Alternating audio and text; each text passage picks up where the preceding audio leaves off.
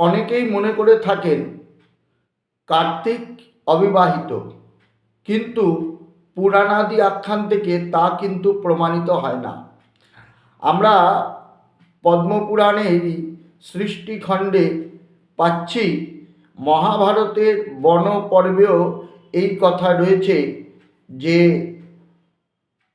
দেবসেনাপতি স্কন্দ বা কার্তিকের সাথে বিবাহ হয়েছিল দেবসেনার। আমরা গৌরিয়াদি ষোড়শ মাতৃকার মধ্যে একটি দেবীর নাম পাই দেবসেনা। এই দেবসেনায় অনেক জায়গায় ষষ্ঠী দেবী রূপে বর্ণিত হয়েছে।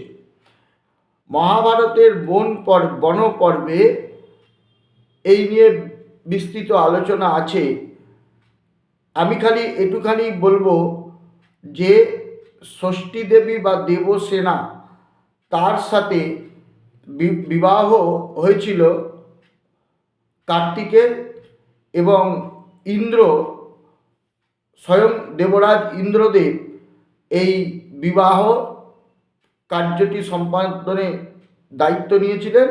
শাস্ত্রীয়ভাবে বলা হচ্ছে ইন্দ্র কুমারকে পত্নীরূপে দেবসেনাকে প্রদান করেছিলেন। তো এইরকম পুরাণের আখ্যান আমরা শাস্ত্রে পাই।